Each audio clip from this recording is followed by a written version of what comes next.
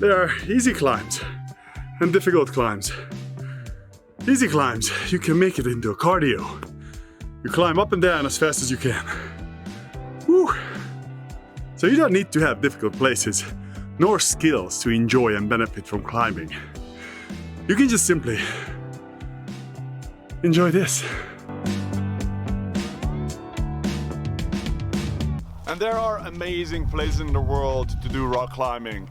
You don't always have this, but it doesn't matter.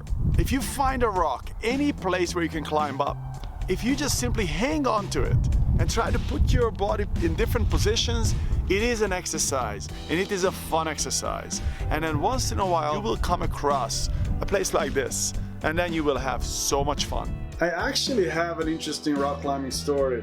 With my 3 best friends, we went to climb a mountain in Austria.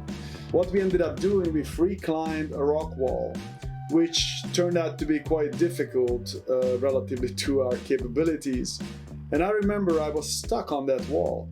I had no idea how to move up, to the side, or down. So it gave me this mental clarity of what truly mattered to me in my life.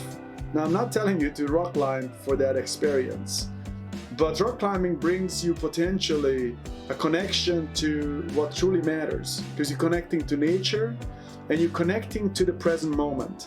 It's very difficult not to be present when you're climbing a rock face out in nature, because your nerves make you stay present. And meditation is all about being in the present. So rock climbing is basically moving meditation. I am not an expert rock climber by any means, but I had played around with it the way I described it to you long enough. And when I come out here, I can have really fun with it. Really, really have fun with it. Indeed, you shape your life around that your vacations start to include some places like this. Because you know, when you get here, it's not just geography that's gonna be nice for you, but also the experience of getting involved with the geography itself. One more thing I forgot to tell you guys about rock climbing, what it represents to me. Rock climbing gave me personally a level of confidence that after every session I was feasting on. Because the kind of confidence you gain when you're able to resolve problems physically that you are head-on need to deal with while you are attempting to climb up on a certain rock face. That problem solving and actually solving it gives you a sense of confidence that is very basic, very primordial. Because human beings, I believe, always faced up against physical challenges when we still had to live our lives deeply immersed into our environment. And as we overcome those problems, we were able to evolve further as a species and eventually as a society.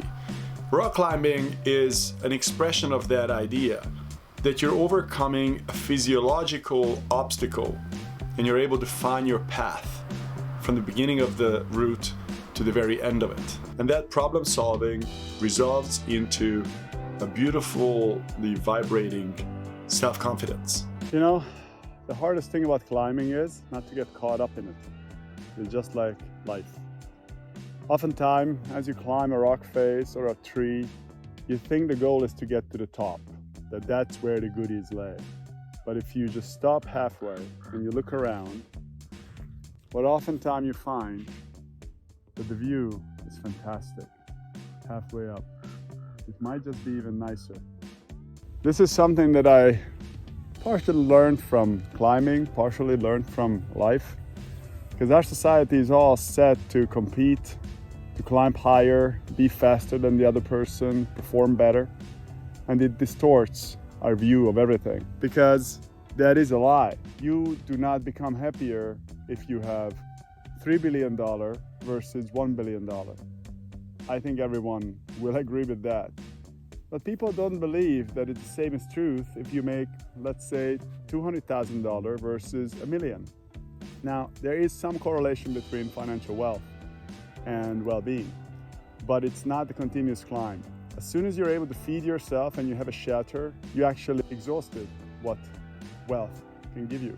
So as long as you have your physical body and you're able to move and you can eat and you can have shelter, you have no excuses not to be well and happy.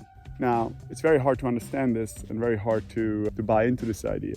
But if you listen to anyone who possesses holistic health, meaning people who have good health, good family, they have a good career, they make good money, they will tell you the same thing. There are ways to make significantly more money. In the middle of a workday, being out here is not necessarily the most productive way of spending time. But it doesn't matter, because that's not what the goal is. The goal is not to consume. The goal is to be a good citizen for the planet. And that comes from intertwining yourself with things that a human being meant to experience, which is moving, which is your community, which is understanding who you are and why you're here. Those are not going to come from money. They will not. You don't need to believe me, but this is my take on it. And I've been trying to lead my life like that.